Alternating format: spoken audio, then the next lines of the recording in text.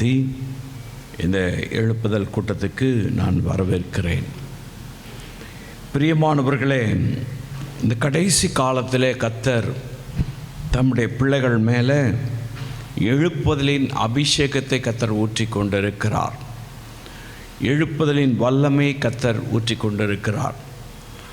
இயேசு கிறிஸ்துவின் வருகை சமீபமாகிவிட்டபடினால் நமக்கெல்லாம் தெரிந்தபடியாக பல சூழ்நிலைகள் நடக்கிற சம்பவங்கள் எல்லாம் அவருடைய வருகைக்கு முன்பதாய் நடக்க இருக்கிற அடையாளங்களாய் அவைகள் இருக்கிறது என்பதை நாம் அறிந்திருக்கிறோம்.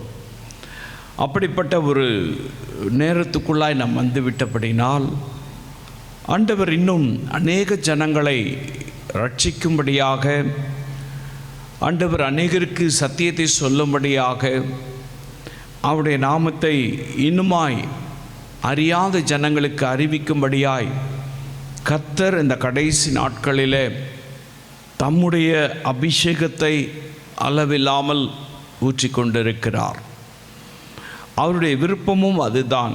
இதோ பூமியின் மேல் அக்கினியை போட வந்தேன், அது இப்பொழுதே பற்றி எறிய வேண்டுமென்று விரும்புகிறேன் என்பதாக இயேசு தம்முடைய விருப்பத்தை நமக்கு தெரிவித்திருக்கிறார். கடைசி காலத்தில் அப்படிப்பட்ட எழுப்புதலின் அக்கினியை கர்த்தர் அநேக சபைகளிலும் விசுவாசிகளின் மத்தியிலும் கூட்டங்களிலும் கர்த்தர் வல்லமையாய் ஊற்றி கொண்டிருக்கிறார். அநேக தேசங்களிலே எழுப்புதலும் உண்டாகிறது. நாம் அறியாத இடங்களிலே பல எழுப்புதலின் செய்தியை நாம் கேட்கிறோம். ஆண்டவர் நெருக்கத்தின் மத்தியில் கூட அநேகரை தம் பக்கமாய் இழுத்து கொண்டும் இருக்கிறார். எனக்கு அன்பான அன்பு சகோதரனே, சகோதரியே, இந்த நாளிலே கூட ஸ்தேவான் என்று சொல்லுகிற ஒரு நபரை குறித்து நான் உங்களோடு கூட பேச விரும்புகிறேன். 1ஆம் நூற்றாண்டில் கர்த்தர் இந்த சகோதரரை, ஸ்தேவானை, ஆண்டவர் இரத்த சாட்சியாய் மரிப்பதற்கு முன்குறித்து அவர் பயமில்லாமல் அநேக காரியங்களை குறித்து இயேசு கிறிஸ்துவினுடைய உயிர்த்தெழுதலுக்கு பின்பதாக பகிரங்கமாய் பிரசங்கம் செய்கிறார். ஆபிரகாமை குறித்து பேசுகிறார், மோசேயை குறித்து பேசுகிறார், யாக்கோபை குறித்து பேசுகிறார், யோசேப்பை குறித்து பேசுகிறார். பல காரியங்கள் அந்த அப்போஸ்தலர் நடவடிக்கை புத்தகம் 7ஆம் அதிகாரத்தில் வாசிக்கும் பொழுது அப்படியாக அவர் அந்த பழைய ஏற்பாடு காலத்தில் இருந்த பரிசுத்தவான்களை குறித்து மிக நீண்ட நெடிய ஒரு பிரசங்கம் செய்கிறார். அப்படி பிரசங்கம் செய்யும் பொழுது அங்கிருக்கிற யூதர்களுக்கு, அங்கிருக்கிற ஜனங்களுக்கு பெரிய கோபம் வந்து விட்டது. அப்படி கோபம் வந்து விட்ட பின்பதாக அவர் சொல்லுகிற அந்த செய்தியை அவர்களால் கேட்க முடியவில்லை. அதனால் அவரை கல்லெறிஞ்சி கொன்னணும் அப்படின்ற ஒரு முடிவுக்கு வராங்க. அப்போ ஸ்தேவான் ஒரு காரியத்தை தெளிவாய் சொல்லுகிறார். என்ன சொல்கிறாரு வாசிக்கலாம். அப்போஸ்தலர் நடவடிக்கை புத்தகம் 7ஆம் அதிகாரம் 55, 56 வசனங்களை வாசிக்கும் பொழுது இந்த வேத பகுதி இப்படியாய் சொல்லுகிறது. வாசிக்கலாம். அவன் பரிசுத்த ஆவியிலே நிறைந்தவனாய், அவன் பரிசுத்த ஆவியிலே நிறைந்தவனாய் வானத்தை அண்ணாந்து பார்த்து, வானத்தை அண்ணாந்து பார்த்து தேவனுடைய மகிமையையும், தேவனுடைய மகிமையையும், தேவனுடைய வலது பாரசத்தில் இயேசுவானவர் நிற்கிறதையும் கண்டு, தேவனுடைய வலது பாரசத்தில் இயேசுவானவர் நிற்கிறதையும் கண்டு, அதோ வானங்கள் திறந்திருக்கிறதையும், அதோ வானங்கள் திறந்திருக்கிறதையும், மனுஷகுமாரன் தேவனுடைய வலது பாரசத்தில் நிற்கிறதையும், மனுஷகுமாரன் தேவனுடைய வலது பாரசத்தில் நிற்கிறதையும் காண்கிறேன் என்றான். காண்கிறேன் என்றான். எனக்கு அன்பான அன்பு சகோதரனே, சகோதரியே, 1ஆம் நூற்றாண்டில் இரத்த சாட்சியாய் மரிப்பதற்கு தன்னை அர்ப்பணித்த ஸ்தேவான் ஒரு தரிசனத்தோடு கூட அவன் இருக்கிறதை பார்க்கிறோம். எனக்கு அன்பான அன்பு சகோதரனே சகோதரியே, இந்த கடைசி காலத்தில் தரிசனம் இல்லாமல் ஒரு மனிதன், ஒரு விசுவாசி ஊழியத்தை நிறைவேற்ற முடியாது. தரிசனம் இல்லாமல் ஒரு விசுவாசி பரிசுத்தமாய் வாழ முடியாது. தரிசனம் இல்லாமல் ஒரு சபை மனவாட்டியாய் மாற முடியாது. எனக்கு அன்பான அன்பு சகோதரனே சகோதரியே, இன்றைக்கு அநேகருடைய வாழ்க்கையில் ஏதோ இயேசுவை ஏற்றுக்கொண்டோம், சபைக்கு வந்தோம், ஆராதனை செய்தோம், அதன் பின்பதாக நாம் உலக பிரகாரமான காரியங்களுக்கு கடந்து போய்விடலாம் என்பதாக நினைக்கிறார்கள். இந்த கடைசி காலத்திலே ஆண்டவர் எழுப்புதலிலே நம்மை பயன்படுத்த வேண்டும் என்று சொன்னால் நமக்கு ஒரு தரிசனம் இருக்க வேண்டும். தரிசனம் இல்லாத ஒரு மனிதனை கர்த்தர் எழுப்புதலிலே பயன்படுத்த முடியாது. அநேகருடைய நோக்கமெல்லாம் இயேசுட்ட வந்தால் ஆசீர்வாதம், இயேசுட்ட வந்தால் சுகம், இயேசுட்ட வந்தால் வானத்தை திறந்து இடம் கொள்ளாது போக மட்டும் ஆசீர்வதிப்பார், பிரச்சனைகள் மாறும், பிசாசுகள் ஓடும். இதெல்லாம் உண்மைதான். இவைகளுக்காக கர்த்தர் நம்மை ரட்சிக்கவில்லை. கடைசி காலத்தில் நீ தரிசனம் பெற்றவனாய் ஊழியம் செய்ய வேண்டும் என்பதற்காகத்தான் கர்த்தர் உன்னை ரட்சித்திருக்கிறார். அதுக்கு தான் ஆண்டவர் உன்னை அழைத்திருக்கிறார். இன்றைக்கு தரிசனம் இல்லாமல் ஏதோ ஒரு கிறிஸ்தவ வாழ்க்கை வாழ்ந்துவிட்டு போவதற்காக, எனக்கு அன்பான அன்பு சகோதரனே சகோதரியே, உனக்காக இயேசு ரத்தம் சிந்தி தன்னுடைய ஜீவனை கொடுத்து உனக்காக 3ஆம் நாள் உயிர்த்தெழுந்ததனுடைய அந்த அடிப்படையே புரிந்து கொள்ளாமல் கிறிஸ்தவன் என்று சொல்லி அல்லது ஊழியக்காரன் என்று சொல்லி தரிசனம் இல்லாமல் வாழ்ந்து கொண்டிருக்கிறோம். அநேகருடைய வாழ்க்கையிலே பாருங்க, ஒன்றும் பெரிய அளவுக்கு எதுவும் சாதிக்கணும்னு அவசியம் கிடையாது, அல்லது ஏதாகிலும் செய்ய வேண்டும் என்று சொல்லுகிற நோக்கத்தோடு நாம் வரவில்லை. பாருங்க, அதற்கு மாறாக இயேசுகிட்ட வந்தாக்கா நான் சொன்னபடி ஆசீர்வாதம் கிடைச்சிடும், நல்ல வேலை கிடைச்சிடும், நமக்கு சம்பாத்தியம் கிடைச்சிடும், மரியாதை கிடைச்சிடும். இயேசுகிட்ட வந்தாக்கா நம்ம பரலோகத்துக்கு போயிடலாம். இதுதான் ஒரு மனிதனுடைய அல்லது ஒரு விசுவாசியுடைய நோக்கமாய் இருக்கிறது. எனக்கு அன்பான அன்பு சகோதரனே சகோதரியே, உனக்கு ஒரு தரிசனம் இருந்தால்தான் இந்த கடைசி காலத்தில் பாடுகளை சகிக்க முடியும், உபத்திரவங்களை சகிக்க முடியும், நெருக்கங்களை சகிக்க முடியும், பிரச்சனைகளை ஃபேஸ் பண்ண முடியும்.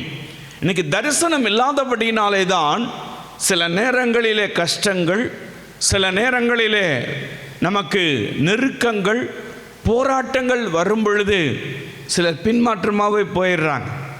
ஊழியம் செய்கிறாங்க அல்லது விசுவாசித்து ரட்சிக்கப்பட்டு ஞானஸ்நானம் எடுக்கிறாங்க, அதன் பின்பதாக பார்த்தாக்கா கொஞ்ச நாள் கழித்து அவங்க பின்மாற்றமாகவே போயிடுறாங்க.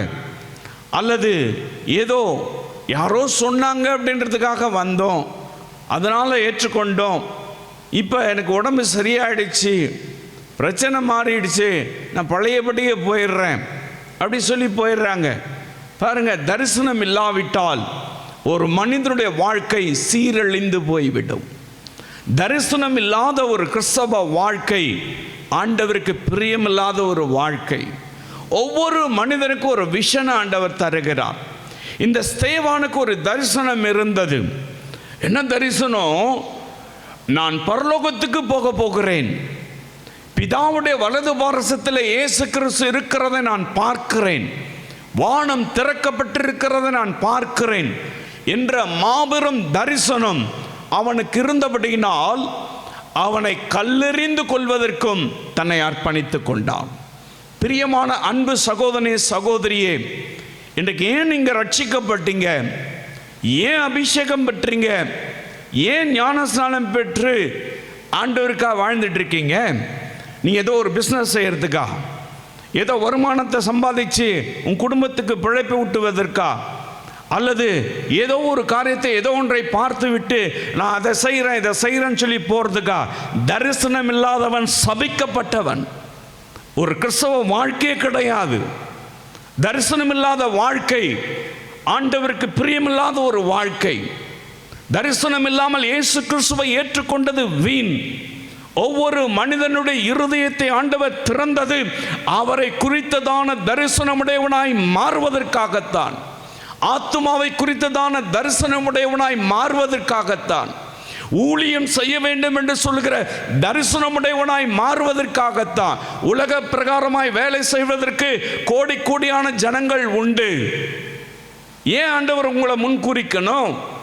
ஏன் ஆண்டவர் உங்களை தெரிந்து கொள்ளணும்? ஏன் ஆண்டவர் உங்களை அழைக்கணும்? எதற்காக இயேசுவின் ரத்தம் உங்களுக்காக சிந்தப்படணும்? எனக்கு அன்பான அன்பு சகோதரனே சகோதரியே, இன்னைக்கு சில பாடுகள் சில காரியங்கள் நமக்கு கைகூடி வரலன்னு சொன்னாக்கா பின்மாற்றம். நான் அதாக செய்ய போகிறேன், இப்படி போக போகிறேன், அப்படி போக போகிறேன், அது ஆயிடுவேன் இது ஆயிடுவேன். நீ ஒன்றாக மாட்ட, ஜீரோவாயிடுவேன். நீ ஆண்டவரை விட்டு விலகுனாக்கா, உன்னுடைய தரிசனத்தை விட்டு நீ மாறணும்னு சொன்னா, உன்னுடைய அழைப்பை விட்டு நீ மாறணும்னு சொன்னா எரி நரகத்துக்கு தள்ளப்படுவாய் என்பதாக வேதம் சொல்லுகிறது. தரிசனம் இல்லாமல் ஒருவன் வாழ்க்கையில் ஆவியானவர் கிரியை செய்ய முடியாது.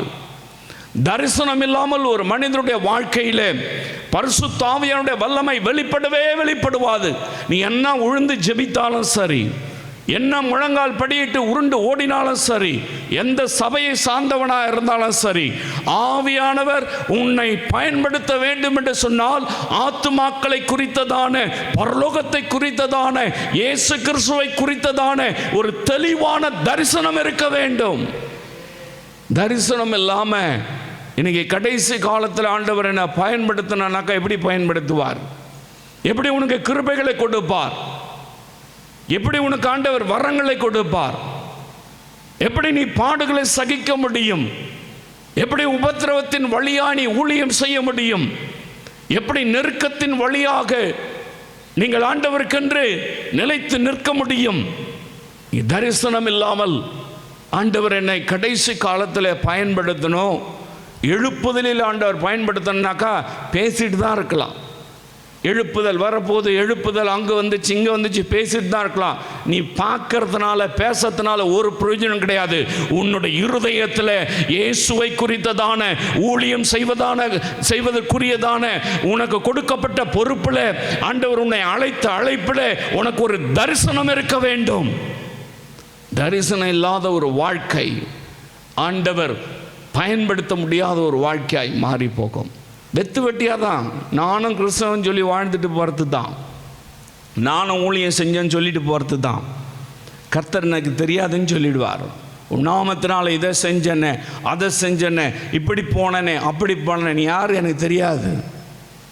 பிதாவுடைய சித்தத்தை நீ அறிந்து செயல்படாவிட்டால், பிதாவுடைய சித்தத்தின்படி நீ செய்யாவிட்டால், எதற்கு உனக்கு இந்த கிருபைகள்? எதற்கு உனக்கு இந்த ஊழியம்?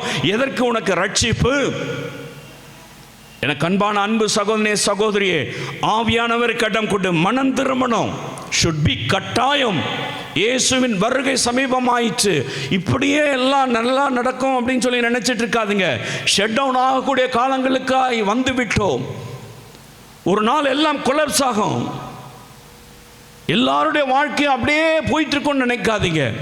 தேவனுடைய பிள்ளைகளுடைய வாழ்க்கையில் உபத்திரங்கள் வரதான் செய்யும், பாடுகள் வரதான் செய்யும், கஷ்டங்கள் வரதான் செய்யும். உனக்கு ஒரு தரிசனம் இருக்கும்.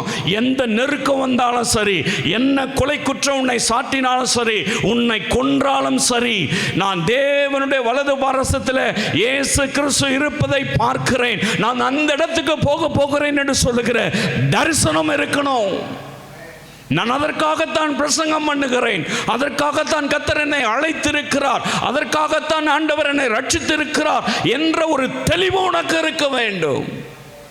அது இல்லாமல் நானும் ஆண்டவருக்காக பயன்படுத்தப்படணும், எழுப்புதலில் பயன்படுத்தப்படணும்னு சொன்னாக்கா பேசிட்டு திரிஞ்சிட்டு இருக்கலாம், ஒரு பிரயோஜனம் கிடையாது. இந்த ஸ்தேவானுக்கு ஒரு நல்ல தெளிவான தரிசனம் இருந்தது. என்னை கேட்டுக்கொண்டிருக்க அன்பு சகோதரனே சகோதரியே, எதுக்கு நீ அபிஷேகம் பெறுற? எதுக்கு நீ ஆவியில் நிரம்புற? எதுக்கு நீ ஜெபம் பண்ணுற? எதுக்கு நீங்கள் ஆண்டவரை ஆராதிக்க வர்றீங்க? எதற்காக நீங்கள் அழைக்கப்பட்டிருக்கீங்க? ஏதாவது தரிசனம் இருக்கா? பிழைப்புக்கு அடுத்த ஊழியம் அல்ல, தரிசனத்தோடு செய்யக்கூடிய ஊழியம் வேண்டும். தரிசனத்தோடு கூட ஜெபிக்கிற மக்கள் வேண்டும். தரிசனத்தோடு ஊழியம் செய்கிறவர்கள் வேண்டும். தரிசனத்தோடு ஆண்டவருக்காக என்ன நெருக்கம் வந்தாலும் நிற்கிறவர்கள் தேவை. அதுதான் ஆண்டவர் எதிர்பார்க்கிறார். கடைசி காலத்தில் அதுக்கு தான் ஆண்டவர் அபிஷேகத்தை தர்றார். அதுக்கு தான் உன்னை பலப்படுத்தி நிற்க. அப்போஸ்தலர்களெல்லாம் உன்னை சுகபோகமாக வாழ்ந்துட்டு வேதத்தை எழுதி கொடுத்துட்டு போல, எல்லாம் நல்லா படித்தவங்க, நல்ல பொசிஷனில் இருந்தவங்க தான், எல்லாரும் பயந்து நடுங்கினவங்க தான். 1ஆம் நூற்றாண்டில் ஆவியானவர் இறங்கின பொழுது அந்த அபிஷேகத்தை பெற்றுக்கொண்ட மாத்திரத்தில் அவளுக்குள்ளாய் ஒரு பெரிய விஷன், ஒரு தரிசனம் வந்தது.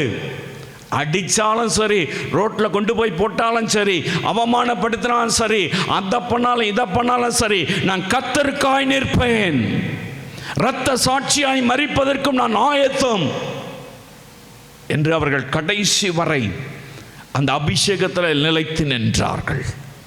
தரிசனத்தோடு கூட அவருடைய ஊழியங்கள் இருந்தது. எனக்கு அன்பான அன்பு சகோதரனே சகோதரியே, இந்த கடைசி காலத்தில், எழுப்புதல் காலத்தில் வந்திருக்கிற நீங்கள் என்ன தரிசனத்தோடு இருக்கிறீங்க? என்ன தரிசனத்தோடு கூட ஆண்டவரை தேடுறீங்க? உனக்கு என்ன தரிசனம் இருக்குது? உங்கள் மனசாட்சி தொட்டு சொல்லுங்கள், கேட்டு பாருங்க. என்ன தரிசனம் இருக்குது? டைம் பாஸிங் ஆண்டவட்ட இல்லை. Don't play. ஆண்டவட்ட விளையாட வேண்டாம். தேவனுடைய பிரசன்னத்தை விளையாட வேண்டாம். தேவனுடைய சத்தியத்தில் விளையாட வேண்டாம். தேவனுடைய காரியங்களில் விளையாட்டல்ல, அசதி இல்லை. ஜாக்கிரதையாய் செய்ய வேண்டிய காலகட்டத்தில் வந்து விட்டோம். பாருங்க, ஒரு தரிசனம் இல்லாமல் என்னத்தை செய்வீங்க? ஒரு விஷன் இல்லாமல்.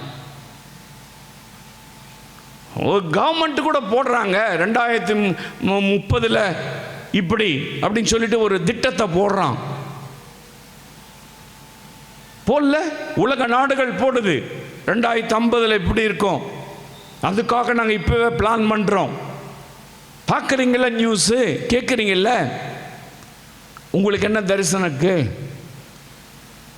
எதுக்கு ஆவியானவர் உங்களை நிரப்பணும்? என்ன தரிசனத்தோடு கூட நீங்கள் ஊழியம் செய்கிறீங்க? தரிசனம் இல்லாமல் ஊழியம் செஞ்சோம்னாக்கா அது அசதியான ஊழியம், அது சாபமான ஊழியம். அவன் சபிக்கப்பட்டவன். ஒவ்வொரு தேவ பிள்ளைக்கும் ஆண்டவர் ஒரு தரிசனத்தை வைத்திருக்கிறார். அந்த தரிசனத்தோடு கூட போகும்பொழுது தான் கர்த்தருடைய ஊழியத்தை நிறைவேற்ற முடியும். ஸ்தேவானுக்கு தெளிவான தரிசனம் இருந்தது. தரிசனத்தோடு கூட அவன் ஊழியம் செய்தான். கர்த்தர் அவனை பயன்படுத்தினார். ஹல்லேலூயா. அவன் இரத்த சாட்சியாய் மரிப்பதற்கு அந்த பலனை கர்த்தர் கொடுத்தார். அவனை எழுந்து நின்று கர்த்தர் வரவேற்றார். ஹல்லேலூயா. எனக்கு அன்பான அன்பு சகோதரனே சகோதரி, இரண்டாவது, இந்த ஸ்தேவான் எப்படிப்பட்டவனாய் இருக்கிறான்? நீங்கள் வாசிக்கலாம். அப்போஸ்தலர் நடபடிக்கை புத்தகம் 7ஆம் அதிகாரம் 59வது வசனம் இப்படியாய் சொல்லுகிறது. வாசிக்கலாம். அப்பொழுது கர்த்தராகிய இயேசுவே என் ஆவியை ஏற்றுக்கொள்ளும் என்று ஸ்தேவான் தொழுது கொள்ளுகையில் அவனை கல்லெறிந்தார்கள்.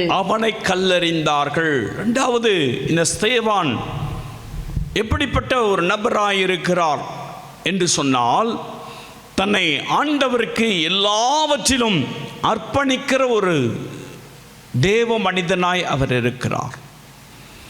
தன் ஆவியை ஆண்டவர்கிட்ட அர்ப்பணிக்கிறார். தன்னுடைய சரீரத்தை ஆண்டவரிடத்தில் அர்ப்பணிக்கிறார். தனக்கு கொடுத்த பொறுப்பை நான் சரியாய் செய்து முடித்தேன் என்று சொல்லி கர்த்தரிடத்தில் அர்ப்பணிக்கிறார். அர்ப்பணிக்கப்பட்ட ஒரு மனிதனை தான் ஆண்டவர் எழுப்புதலிலே பயன்படுத்த முடியும். தாண்டோனித்தனமாக ஏதோ வந்தேன் போன, அல்லது இதுதான் நம்மளுக்கு வழி, வேற ஒரு வழி தெரியல, அதனால் நான் இயேசுவை ஏற்றுக்கொண்டேன், இதனால் எப்படி அது இதுன்னு என்ன காரணம் சொன்னாலும் சரி, எனக்கு அன்பான அன்பு சகோதரனே சகோதரியே, ஒரு அர்ப்பணிப்போடு கூட இருக்கிற மனிதனை தான் கர்த்தர் எழுப்புதல் காலத்தில் பயன்படுத்த முடியும். அர்ப்பணிப்பில்லாத ஒரு மனிதனுக்கு பரிசுத்த ஆவியானவர் எதற்கு? இவன் பரிசுத்த ஆவியானவரால் நிறைந்துதான் தேவனுடைய வார்த்தையை பேசி தன்னை கர்த்தருக்கென்று அவனை கல்லெறியத்துக்கு முன்னாடி அர்ப்பணிக்கிறான். ஹல்லேலூயா. தன்னை கொல்ல போறாங்கன்னு அவனுக்கு தெரியும், தன்னை சாகடிக்க போறாங்கன்னு அவனுக்கு தெரியும். தப்பிச்சு ஓட நினைக்கல, அல்லது கெஞ்சி கூத்தாடல, என்னை விட்டுருங்க ஐயா சாமி அப்படி சொல்லி. அதுக்கு மாறாக என்ன செய்கிறார்? தன்னை கர்த்தருக்கென்று அர்ப்பணிக்கிறார். ஹல்லேலூயா. எனக்கு அன்பான அன்பு சகோதரனே சகோதரியே, இன்னைக்கு உபத்திரவங்கள் வரும் பொழுது, அல்லது ஏதோ ஒரு காரியம் நமக்கு கஷ்டமாய் உண்டாகும் பொழுது, எப்படி நம்ம ஆண்டவருக்கு நம்மை அர்ப்பணிக்கிறோம்? நம்முடைய அர்ப்பணிப்பு என்ன? ஒருவேளை நல்லா இருக்கும் பொழுது, ஆண்டவரே நான் இதை செய்கிறேன் அதை செய்கிறேன், நான் இப்படி பண்ணுறேன் அதை பண்ணுறேன் அப்படி சொல்லி அர்ப்பணிப்போம். ஆனால் இங்கு ஸ்தேவான் மரிக்கிற தருவாய்க்கு வந்து விட்டான். தன்னை கல்லறிய போகிறாங்க, கொல்ல போகிறாங்க. அந்த சமயத்தில் கர்த்தரிடத்தில் தன் ஆவியை அர்ப்பணிக்கிறார். எனக்கு அன்பானவர்களே, அர்ப்பணிப்பு இல்லாமல் நீங்கள் கிறிஸ்தவ வாழ்க்கை வாழ்ந்துட்டு இருக்கீங்களா? ஏதோ ஒரு டெடிகேஷன் இல்லாமல் எனக்கு இந்த அபிஷேகம் வேணும்னு கேட்குறீங்களா? கிருபைகள் வேணும், வரங்கள் வேணும், நான் இப்படி பண்ணணும் அதை பண்ணணும். எதுக்கு? அர்ப்பணிப்பு வேணுங்க, தியாகம் வேண்டும், விட்டு கொடுக்க வேண்டும். சில காரியங்கள் தியாகம் செஞ்சாதான் நீங்க அர்ப்பணிக்க முடியும். எனக்கு அன்பானவர்களே, நீங்க பாருங்க, சஃபிசிகேட்டடா ஊழியம் செய்யணும், எல்லாம் கையில் வந்துடணும், நல்லா ஊழியம் செய்யலாம். எல்லாத்தையும் பிடுங்கிட்டாக்கா ஊழியமும் வேண்டாம், ஒன்றும் வேண்டாம். பாருங்க, சில நேரங்களில் விசுவாசிகள் அப்படிதான். கொஞ்ச நாள் நல்லா இருப்பாங்க, ரொம்ப பிரைட்டாக இருப்பாங்க, ரொம்ப விசுவாசமாக அப்படியே ஆவியில் குதிக்கிறதும் போகிறதும் வர்றதுமா இருக்கும். அதுக்கப்புறம் பார்த்தா கொஞ்ச நாள் கழிச்சாக்கா அப்படியே ஷட் டவுன் ஆகிடும், அப்படியே குறைஞ்சி போயிடும், அப்படியே வர்றதையும் நிறுத்தி போயிடுவாங்க. ஏன்? அவங்களுக்கு ஒரு டெடிகேஷன், ஒரு அர்ப்பணிப்பு கிடையாது. உலகத்தை பார்த்து உலகத்துக்கு பின்னாடி ஓடிட்டு இருக்கோங்க, உலக ஆசைக்கு பின்னாடி ஓடிட்டு இருக்கோங்க. உலகம்தான் உங்களுக்கு முக்கியம். போங்க, ஆண்டவர் உங்களை பயன்படுத்த முடியாது. கடைசி கால எழுப்புதலில் நீங்கள் பயன்படுத்தப்படணும். ஆண்டவருடைய சமூகத்தில் நீங்கள் போய் சேரணும், ஆத்துமாக்களை ஆதாயப்படுத்தணும், ஆண்டவருக்காக ஏதாவது செய்யணும். அப்படின்னு சொன்னால் உங்களுக்கு ஒரு அர்ப்பணிப்பு தேவை. அர்ப்பணிக்காத ஒரு வாழ்க்கை தாறுமாறான வாழ்க்கை, வேலி இல்லாத ஒரு வாழ்க்கை, சிதறடிக்கப்பட்ட ஒரு வாழ்க்கை, உன் மனம் போன போக்கில் போகிற ஒரு வாழ்க்கை. நீ அர்ப்பணிச்சன்னு சொன்னால் ஒரு பவுண்டரிக்குள்ளே இருப்ப, கர்த்தருடைய வேலைக்குள்ளே இருப்ப, ஒரு கண்ட்ரோலுக்குள்ளே இருப்பீங்க. எதை செஞ்சாலும் அந்த அர்ப்பணிப்பு உங்களுக்கு முன்னாடி வந்து நிற்கும். என்ன பிரச்சனைகள் வந்தாலும் நான் இப்படி ஆண்டவருக்கு என்னை ஒப்பு கொடுத்திருக்கிறேன், இந்த காரியத்தில் நான் நிற்பேன்னு சொல்லி ஒன்றுமே அர்ப்பணிக்கிறது கிடையாது. உலக பிரகாரமாக வாழ்ந்துட்டு நான் இதை செஞ்சேன் அதை செஞ்சேன்னு கணக்கு காட்டுறதுல பிரயோஜனம் கிடையாது. எனக்கு அன்பானவர்களை, நீங்கள் என்ன அர்ப்பணிச்சிருக்கீங்க? என்ன உங்களுடைய தியாகம் ஆண்டவருக்காக? அதுக்கு தானே அபிஷேகத்தை ஆண்டவர் கொடுக்கிறாரு. சும்மா பற்பல பாஷைகளை பேசிட்டு போகிறதுக்கு ஆண்டவர் அபிஷேகத்தை கொடுக்கிறாரு. நானும் ஆவியில் நிரம்பி ஜெபிக்கிறேன் அப்படின்றதுக்கா ஆவியானவர் ஊற்றப்படுறாரு. உங்கள்கிட்ட ஆண்டவர் ஒரு அர்ப்பணிப்பை எதிர்பார்க்கிறார். அர்ப்பணிக்கப்பட்ட மனிதனை தான் கர்த்தர் கடைசி காலை எழுப்பதில் பயன்படுத்துவார். அர்ப்பணிப்பு இல்லாமல் சுகபோகமாக இருந்துட்டு அப்படியே எல்லா வசதியோடு கூட நான் ஊழியம் செஞ்சுட்டு போவேன்னு சொன்னாக்கா உங்களுடைய அர்ப்பணிப்பு சரியில்லைன்னு அர்த்தம். அந்த மைண்ட் செட்டில் நம்ம ஒரு பொழுதும் இருக்கக்கூடாது. நெருக்கம் வரும் பொழுதும் சரி, ஆண்டவர் நீங்க பார்த்துக்குவீங்க, கர்த்தாவை நீங்க பார்த்துக்குவீங்க. தன்னை கொல்ல போறாங்கன்னு நினைச்சோம், தெரிஞ்சும் நீங்க பார்த்துங்க, என்னை அர்ப்பணிக்கிறேன். எனக்கு அன்பானவர்களே, இந்த கடைசி கால எழுப்பதில்லை நீங்கள் பயன்படல. என்ன காரியத்தை நீங்கள் ஆண்டவருக்கு அர்ப்பணிச்சிருக்கீங்க? ஆஃப்டர் ஆல் ஒரு நேரத்தை கூட உங்களுக்கு அர்ப்பணிக்க முடியல. காலையிலேருந்து ஜோம் பண்ணினா அதை அர்ப்பணிக்க முடியல. சில காரியங்களை பாருங்க, அது முடியாது, இது முடியாது. முடியாட்டி போ, கர்த்தர் எல்லாவற்றையும் கணக்கு வைப்பார். உனக்கு கொடுத்திருக்கிற பொறுப்பில் உன்னுடைய அர்ப்பணிப்பு என்ன, உன்னுடைய தியாகம் என்ன, உங்க கொடுத்திருக்கிற ஊழியத்தில் நீங்களுடைய அர்ப்பணிப்பு என்ன, என்ன தியாகம் பண்றீங்க? எதுவுமே செய்ய மாட்டேன், ஆனால் கர்த்தர் எல்லாவற்றையும் செஞ்சிடணும். அபிஷேகத்தையும் கொடுக்கணும், வரங்களையும் கொடுக்கணும், கிருபைகளையும் கொடுக்கணும், ஊழியத்தையும் கொடுக்கணும், எல்லாத்தையும் கொடுக்கணும். கொடுத்துட்டே இருப்பார். எதுக்கு உனக்கு கொடுக்கணும்? ஆண்டவருக்காக நீ தியாகம் செய்ய. இயேசு தன்னையே தியாகம் செஞ்சாரு. தன்னுடைய எல்லா காரியத்தையும் இயேசு உங்களுக்காக எனக்காக தியாகம் செஞ்சாரு. தன்னுடைய மேன்மையெல்லாம் தியாகம் செஞ்சாரு. அதுதாங்க ஊழியம். கடைசி கால எழுப்பதில் நீ பயன்படணும்னாக்கா உங்கள் வாழ்க்கையிலே தியாகம் செய்யணும், அர்ப்பணிப்பு இருக்கணும். அர்ப்பணிப்பு இல்லாமல் இந்த எழுப்புதல் கூட்டத்தில் பயன்படுத்து வந்து நீங்கள் அமர்ந்திருக்கிறதும் வேஸ்ட்டு, இதை கேட்குறதும் வேஸ்ட்டு. கேட்குற உங்கள் வாழ்க்கையில் நீங்கள் என்ன அர்ப்பணிச்சிருக்கீங்க? எதுக்கு ஆண்டவருக்காக? ஆண்டவர் எல்லாம் செய்யணும்னு விரும்புகிறோம். நீங்கள் ஏதாவது செய்யறதுக்கு அர்ப்பணிச்சிருக்கீங்களா? ஏதாவது டெடிகேட் பண்ணியிருக்கீங்களா? கடைசி காலத்தில் ஆண்டவர் அப்படிப்பட்டவங்க மேலே தாங்க அபிஷேகத்தை ஊற்றுவார். அவங்க தான் ஆவியில் நிரம்பி ஜெபிக்க முடியும். ஸ்தேவான் ஆவியில் பரிசுத்த ஆவியானவரால் நிரப்பப்பட்டவனாக இருந்தான். எழுப்புதல் அவன் மூலமாய் உண்டாயிற்று. அவன் பிரசங்கம் பண்ணுறதை கேட்கறதுக்கு ஒருவரால் முடியலை, எதிர்த்து பேச ஒருவரால் முடியலை. ஆவியானவர் பேசினாரு. ஹவ், எப்படி? அது அவன் தன்னை அர்ப்பணித்தான் ஆண்டவருக்கு. அவனை எதிர்த்து நிற்க ஒருவரால முடியலன்னு வசனம் சொல்லுது. அவன் முகத்தை பார்க்கறதுக்கு ஒருவனால முடியல. அவ்வளவு அபிஷேகம் ஊற்றப்பட்டது. எனக்கு அன்பான அன்பு சகோதரனே, சகோதரி, கடைசி காலத்தில் நீங்கள் பயன்படணும்ல, நீங்கள் ஒரு அர்ப்பணிப்பு செய்யணும் ஆண்டவருக்கு. பாட்டு பாடுவோம், என்ன வந்தாலும் ஏது வந்தாலும். பாட்டு பாடுறது முக்கியம் கிடையாது, அர்ப்பணிப்பு முக்கியம். ஹல்லேலூயா, ஹல்லேலூயா. அர்ப்பணிப்பு இல்லாமல் இந்த அபிஷேகத்தை பெற்று சும்மா தான் உட்காந்துக்கணும். ஆவியானவரால் நிரப்பப்பட்டுட்டனே, ஏன் ஆண்டவர் என்னை பயன்படுத்தலை? உன்னை எப்படி பயன்படுத்துவார்? எல்லாம் உலக பிரகாரமாக தாட்ஸ், கம்ப்ளீட்டாக எல்லாம் உலக பிரகாரமாக நடந்துனுக்கணும். உலக காரியங்களையே கவனிச்சுட்டு இருக்கணும். எவனா நீ என்ன செஞ்சாக்கா அதை நானும் செய்யணும், அவன் அதை பண்ணாக்க நானும் அதை பண்ணணும். எல்லாரும் போல் வாழறதுக்கு எதுக்கு உனக்கு அபிஷேகம்?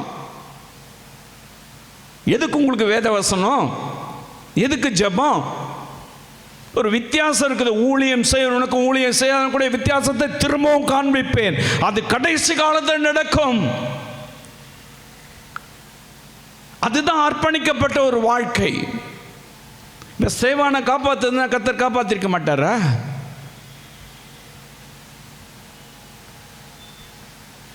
அவனை கல்லெறியாதபடி ஆண்டவர் தடுத்து நிறுத்திருக்க முடியாதா?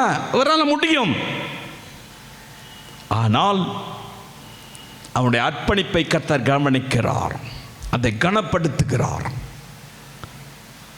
அந்த அர்ப்பணிப்போடு கூட அவன் வாழ்கிற வாழ்க்கையை இயேசு கனப்படுத்துகிறார். பிரியமானவர்களே, அதுக்கு தான் ஆண்டவர் அபிஷேகத்தை தர்றார். இந்த அபிஷேகம் உங்களுக்கு வேணும்னாக்கா உங்களுக்கு ஒரு அர்ப்பணிப்பு இருக்கணும். ஹல்லேலூயா. ஒரு தரிசனம் மட்டும் கிடையாது, தரிசனத்தோடு கூட ஒரு அர்ப்பணிப்போடு கூட இருக்கிற மனிதனை தான் கடைசி கால எழுப்புதலிலே ஆண்டவர் பயன்படுத்துவார். ஹல்லேலூயா. மூன்றாவது ஒரு காரியத்தை சொல்லி நான் முடிக்கிறேன். வாசிக்கலாம். அப்போஸ்தலர் 7:60. அவனோ முழங்கால் படியிட்டு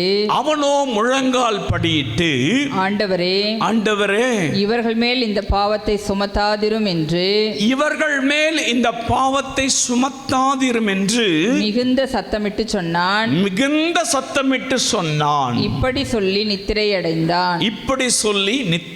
அடைந்தான். ஹல்லேலூயா. மூன்றாவது, இந்த அபிஷேகம் என்ன செய்யும்? மற்றவர்களை மன்னிக்க வைக்கும். ஹல்லேலூயா. தனக்கு விரோதமாக எழும்பினாங்க, தன்னை கல்லெறிஞ்சாங்க, கொன்னுட்டாங்க, ஆல்மோஸ்ட் அவன் ஜீவன் போயிட்டு இருக்கு. இந்த சமயத்தில் அவன் முழங்கால் படியிட்டு இவர்களை மன்னியும் என்று சொல்லுகிறான். இவர்கள் மேல் அந்த குற்றத்தை, இந்த பாவத்தை சுமத்தாதீரும் என்று சொல்லி கர்த்தரிடத்தில் ஜெபம் பண்றான். எனக்கு அன்பானவர்களே, நீங்க பழி வாங்கணும் ஜெபம் பண்றல்ல, பழி வாங்கணுன்ற எண்ணத்தோடு நீ ஊழியம் செஞ்சாக்கா ஒன்றுத்துக்கு உதவ மாட்டேன். எதையோ ஒன்று கெடுக்கணும், பழி வாங்கணும். இந்த மனுஷன் அடிச்சு கொள்றாங்க. அப்படி அடிச்சு கொள்ற நேரத்தில் கூட அவங்க மேல அந்த பாவத்தை சுமத்தாதிருங்க ஆண்டவரே. மன்னிக்கிற சுவாபம் இருந்தது. இயேசுக்கு என்ன சுவாபம் இருந்ததோ அந்த சுவாபம் இருந்தது. கடைசி காலத்தில் நெருக்க வரும், கன்னத்தில் அடிப்பான், உன்னை விரட்டி விடுவான், துரத்தி விட்டுருவான், அவதூறா பேசுவான், அதை பேசுவான், இது பேசுவான். ஐயோ, அதனால என்னால் பண்ண முடியல, என்னால் நடக்க முடியல, ஊழியம் செய்ய முடியல. சின்ன ஒரு காரியத்துக்கு உன்னால் முடியலன்னு சொன்னா கர்த்தர் உன்னை எப்படி பயன்படுத்த முடியும்? எப்படி ஆண்டவர் உங்களை பயன்படுத்த முடியும்? தாங்கிக்கொள்ள முடியல. அவங்க இதை சொல்லிட்டாங்க, இதை சொல்லிட்டாங்க, அப்படி பேசிட்டாங்க, அதை பேசிட்டாங்க, இதை பேசிட்டாங்க. கெட்ட சுவாபங்கள் இருந்துட்டு மன்னிக்கிற சுவாபம் இல்லாம அபிஷேகத்தை பெற்றோம், சும்மா தான் கிடக்கணும். நீங்க கர்த்தர் பயன்படுத்த மாட்டார். கர்த்தர் பயன்படுத்தணும்னாக்கா உங்க மேல அவங்க குற்றம் சாட்டினாலும் சரி, உங்களுக்கு விரோதமாய் அவர்கள் எழும்பி நின்றாலும் சரி, உங்களை துக்கப்படுத்தும்படியான காரியத்தை செஞ்சாலும் சரி, அல்லது கொல்ற அளவுக்கு வந்தாலும் சரி, அவங்கள மன்னிக்கிற இருதயம் இருக்கணும். ஹல்லேலூயா. அவர்களை தான் கர்த்தர் பயன்படுத்துவார். கடைசி ஜெபம் அதுதான் வந்து ஸ்தேவாந்து லாஸ்ட் பிரேயர். என்னை கல் அடிச்சாங்களே, என்னை கொல்றாங்களே, இந்த பாவத்தை அவங்க மேல சுமத்தாதீங்கப்பா. மன்னிக்கிற சுபாவம் நமக்கு இருக்கா? ஆண்டவர் பயன்படுத்தணும்னு விரும்புகிறோம்ல, அபிஷேகத்தை கேட்குறோம்ல, கிருபைகளை கேட்குறோம்ல, ஆசீர்வாதம் வேணும்னு கேட்குறோம்ல, இது வேணும் அது வேணும்னு கேட்குறோம்ல. கேட்குறவங்க இருதயம் எப்படிப்பட்டதாக இருக்கு? இன்னும் வெஞ்சன்ஸ், இன்னும் யாரையாயிலும் பழிவாங்கணுன்ற எண்ணம், இன்னும் யாருக்கு விரோதமாகவோ ஏதோ ஒன்று இருதயத்தில் ஓடிட்டே இருக்குல்ல. எப்படி ஆண்டவர் பயன்படுத்துவார்? ஆனால் தான் எழுப்புதல் தாமதமாகுது. எழுப்புதல் தாமதமாவதுக்கு கர்த்தர் காரணம் அல்ல, அபிஷேகத்தை பெற்ற நீங்களும் நான் தான் காரணம். ஏன்னா மன்னிக்கிற சுவாபம் இல்லை, மன்னிக்கிற இருதயம் இல்லை. மன்னிக்கிறீங்களா? யாரோ ஒருத்தரை மன்னிக்க முடியாத உட்கார்ந்துருக்கீங்களா, அபிஷேகம் வேணும்னு கேட்டுட்டு? யாரோ ஒருத்தர் மேலே கோபத்தோடு இருக்கீங்கள, எப்படி ஆண்டவர் பயன்படுத்துவார்? ஸ்தேவான் பாருங்க, கணக்கு நேரம் பார்க்குறாரு, தன்னை அப்படி சித்திரவதை பண்ணுறாங்க, கல்லாலேயே அடித்து கொள்ளணுன்னாக்கா எவ்வளோ கஷ்டங்க பாருங்க. ஒரு கல் தலையில் விழுந்திருக்கும், ஒரு கல் கண்ணில் விழுந்திருக்கும், ஒரு கல் மூஞ்சில் விழுந்திருக்கும், ஒரு கல் இருதயத்தில் விழுந்திருக்கும். கல்லாலேயே சுற்றி சுற்றி சுற்றி அடிக்கிறாங்க. எவ்வளவு சித்திரவதை! இங்கே திரும்பி இருப்பார், அங்கே திரும்பி இருப்பார், இப்படி குனிஞ்சு இருப்பார், அப்படி குனிஞ்சு இருப்பார், என்னென்னோ பண்ணியிருப்பார். யோசிச்சு பாருங்களேன், எவ்வளவு கஷ்டப்பட்டிருப்பார், எவ்வளவு வேதனைப்பட்டிருப்பார். நான் ரொம்ப சாஃப்டாக சொல்கிறாரு, ரொம்ப தெளிவாக சொல்கிறாரு, கர்த்தாவே இந்த பாவத்தை அவங்க மேலே சுமத்தாதீங்க. அதுதான் ஆண்டவர் பயன்படுத்தக்கூடிய இருதயம். இந்த சுவாபம் இருக்கிறவங்கள தான் கடைசி காலத்தில் ஆண்டவர் பயன்படுத்துவார். உன் சொந்த குடும்பத்திலே மன்னிக்க முடியலையே, அநேக இடங்கள்ல அப்படி தான் இருக்குல்ல. பிரியமானவர்களை, கொஞ்சம் யோசித்து பாருங்க.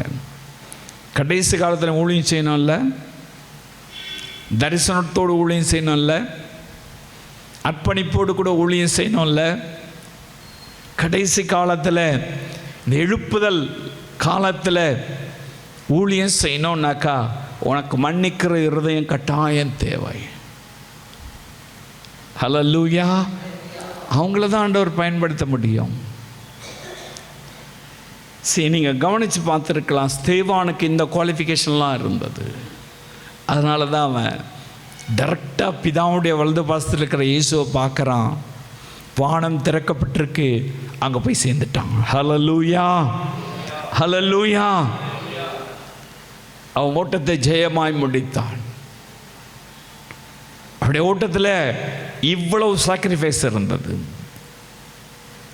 இவ்வளவு தூரம் அவன் தேவனுடைய வலது பாசத்தில் இருக்கிற இயேசுவை பார்க்கறதுக்கும் அவரோடு கூட போய் சேர்றதுக்கும் இவ்வளவு தியாகம் பண்ணியிருக்கிறான், இவ்வளவு அர்ப்பணிப்பு செய்திருக்கிறான், இவ்வளவு தரிசனத்தோடு கூட அவன் ஓடி இருக்கிறான். மன்னிக்கிற சுவாபத்தோடு கூட அவன் இருதயம் கடைசி வரை இருந்தது. யாரையும் குற்றப்படுத்துகிற இருதயம் இல்லை. யார் மேலாம் குற்றத்தை போட்டு போயிடுறது கிடையாது. உன்னால் முடியலனாக்கா முடியலன்னு சொல்லு. அதனால தான் நீ இப்படி பண்ணதுனால தான், இதை சொன்னதுனால தான், இப்படி நடந்ததுனால தான். யார் மேலேயோ குற்றம், எப்போவுமே யாரையோ குற்றப்படுத்திருக்கு. அவன் யார் தெரியுமா? எரி நரகத்துக்கு தள்ளுப்படவான்னு வேதம் சொல்லுகிறது. வெளிப்படுத்த விசேஷத்தை தன் சகோதரனை ஓயாமல் குற்றம் சாட்டுகிறவன் எரி நரகத்துக்கு தள்ளப்படுவான். யார் மேலேயோ பழி, யாரையோ குற்றப்படுத்திட்டே இருக்கிறது. That is the Bible. வேதம் தெளிவாய் சொல்லுகிறது. அதுக்கு மிஞ்சிந்த வேற எந்த காரியமும் கிடையாது. குற்றப்படுத்துறன்னு சொன்னாக்கா உனக்கு மன்னிக்கிற சுவாபம் இல்லைன்னு அர்த்தம். யார் மேலேயோ பழி போடுறேன்னு சொன்னாக்கா உனக்கு மன்னிக்கிற சுவாபம் இல்லைன்னு அர்த்தம். இந்த ஸ்தேவான் யார் மேலேயும் பழி போடலை, யாரையும் அவர் குற்றப்படுத்தலை. அதுக்கு மாறாக சொல்றாரு, அவங்க மேலே இந்த பாவத்தை சுமத்தாதிருங்க அப்படின்னு வேண்டுதல் செய்தார். எனக்கு அன்பானவர்களே, இந்த கடைசி கால எழுப்புதலில் நீங்கள் பயன்படணும்னு சொன்னால் கட்டாயம் உங்களுக்கு ஒரு விஷன் இருக்கணும், ஒரு தரிசனம் இருக்கணும், மன்னிக்கிற சுவாபம் இருக்கணும். அவங்கள தான் கர்த்தர் பயன்படுத்துவார். உங்களுக்கு இது இருக்கான்னு நீங்கள் ஆராய்ச்சி பாருங்கள், உங்கள் மனசாட்சியை கேட்டு பாருங்கள். இது இல்லைன்னு சொன்ன ஆண்டவர்கிட்ட அர்ப்பணிங்க. நான் என் சொந்த கதையெல்லாம் பேசலை. வேதம் என்ன சொல்லுகிறதோ அதை நான் உங்களுக்கு சொல்லியிருக்கிறேன். தேவனுடைய வார்த்தைகள் என்ன சொல்லுகிறதோ அதை சொல்லுகிறேன். வானமும் பூமியும் ஒழிந்து போனாலும் இந்த வேத வசனங்கள் மாறாது, ஒழியாது. இது நியாயம் தீர்க்கும். இது நம்ம நியாயம் தீர்க்கும். எனக்கு அன்பானவர்களை யோசித்து பாருங்கள். அப்படி இல்லைன்னு சொன்னாக்கா, இதில் குறைவுள்ளவர்களாக நம்ம இருப்போம்னு சொன்னால், நீங்கள் அதில் சேஞ்ச் பண்ணுங்க, உங்களை மாற்றிக்கொள்ளுங்க. அதன் பின்பதாக அபிஷேகத்தில் நிரம்புங்க, அந்த அக்னியை பெற்றுக்கொள்ளுங்க. கர்த்தர் உங்களை பயன்படுத்துகிற விதம் வித்தியாசமாக இருக்கும். கர்த்தர் உங்களை பயன்படுத்துகிற காரியங்கள் வித்தியாசமாக இருக்கும். வரங்களோடு கனிகளோடு ஆண்டவருக்காய் எழும்பி நிற்பதில் வித்தியாசத்தை காண்பீங்க. இது இருக்கணும், ஒரு குவாலிஃபிகேஷன் இது தேவை. ஒரு மனிதனுக்கு, ஒரு ஊழியம் செய்கிறவனுக்கு, ஒரு விசுவாசிக்கு இந்த கடைசி கால எழுப்புதலில் பயன்படுத்தணும் இதெல்லாம் தேவை. ஆண்டவர்கிட்ட கேட்டு பெற்றுக்கொள்வோமா? எல்லா ஆண்டவர்கிட்ட நம்ம அர்ப்பணிக்கலாம். ஆண்டவர் சமூகத்தில் கேளுங்க. நிகாவியான நம்மோடு பேசியிருக்கிறார். தரிசனம் இல்லாமல் இருக்கீங்களா? ஏதோ கிடச்சிச்சு அதனால் செய்கிறேன் அப்படின்றேன், ஏதோ இப்படி வந்துட்டோம் அதனால் வேறு வழி இல்லை ஆண்டவர் ஏற்றுக்கிட்டோம் அப்படி இருக்கீங்களா?